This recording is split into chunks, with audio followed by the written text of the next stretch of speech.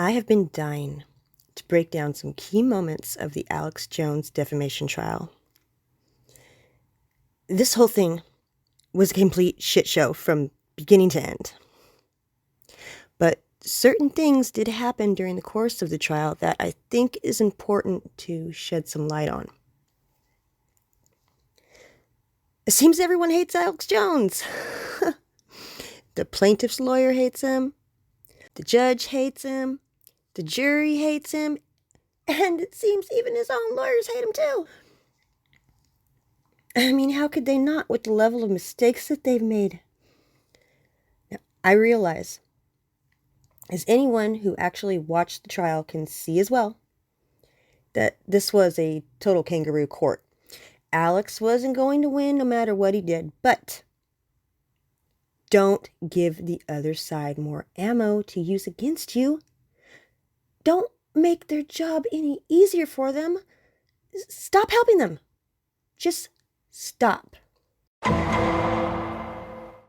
want to bring it to the court's attention. On the record? Sure. Okay. I want to bring it to the court's attention now that while Mr. Heslin was on the stand, Alex Jones was on his radio show saying what I believe to be pretty much per se defamatory statements of Mr. Heslin. When you are involved in ongoing litigation, you do not speak about it publicly to anyone. Period.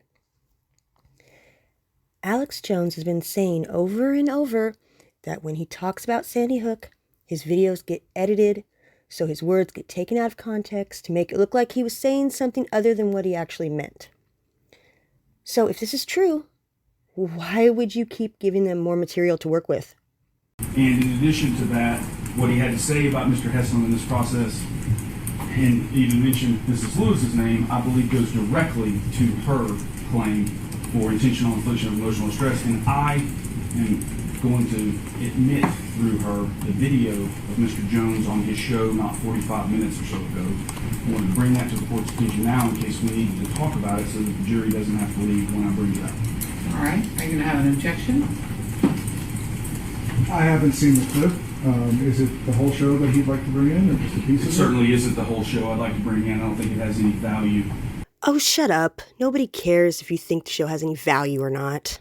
Except for the statement that I'm talking about, and I can play that now. All right. Why don't you do that? Sure. Please play that for us if you would, Melissa.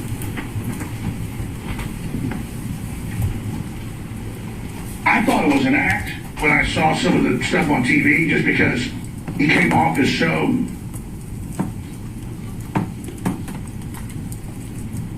Let's just say he's a nice man, and he's not an act. He's a nice man, and it's not an act.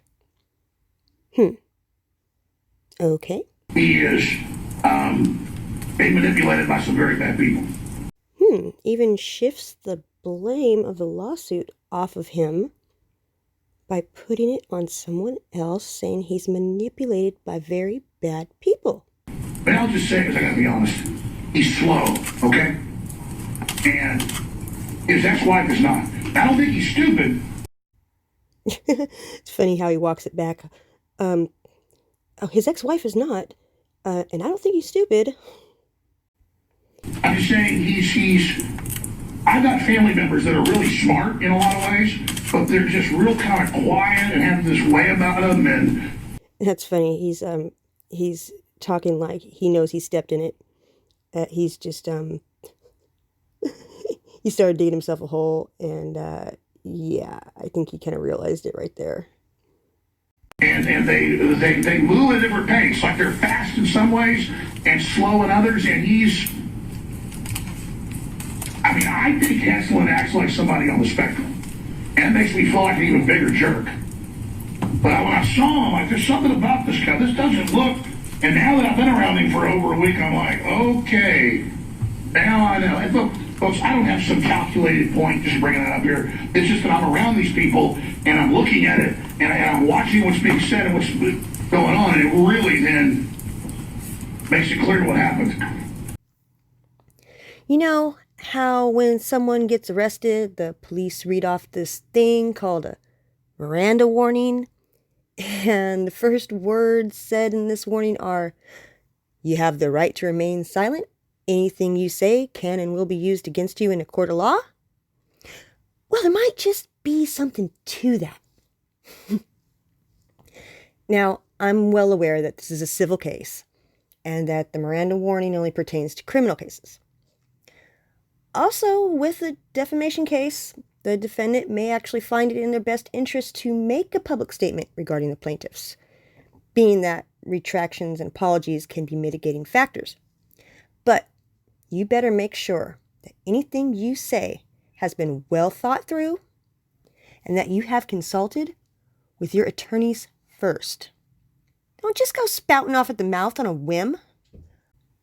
Why have his attorneys not advised him to the plaintiffs' name out your fucking mouth? And if they have, why is Alex not heeding their advice? I mean, isn't that what you pay them for? But if I were going to bet on it, I'd put my money on his lawyers not advising him properly. Spit your gum out, Mr. Jones. It's not gum. What is it? Because you're not allowed food or gum of any kind in the courtroom. I had my tooth pulled a week and a half ago, and I had some gauze in there earlier, and it's been causing me to have some pain. So you're chewing on your gauze? Would you like me to show you?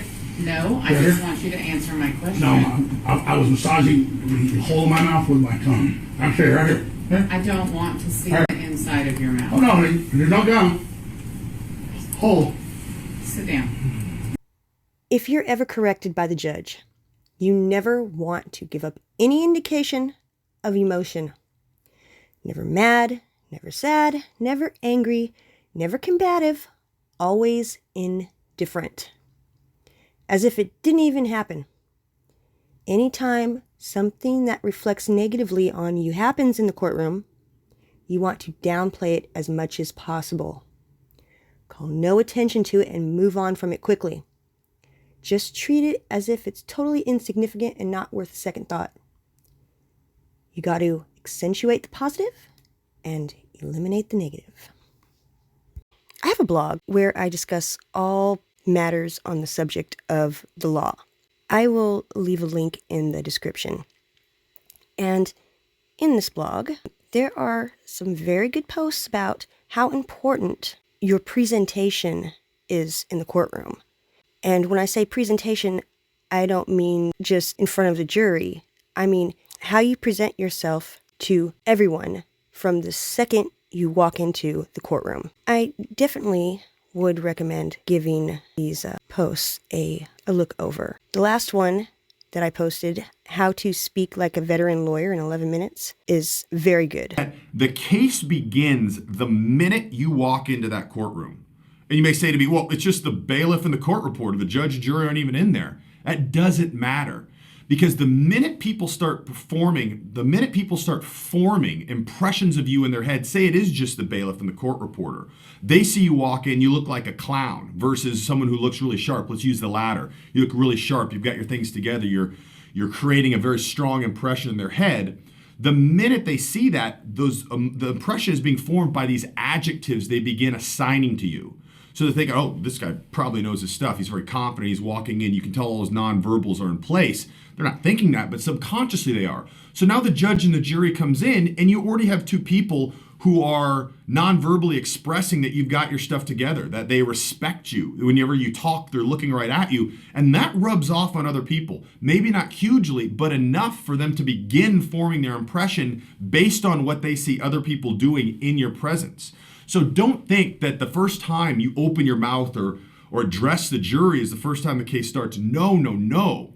It's the first time that anyone in the courtroom sees you. So be sure you're on your game the minute you walk in, because that impression is beginning to be created by people there, and it's going to rub off on other people in the courtroom.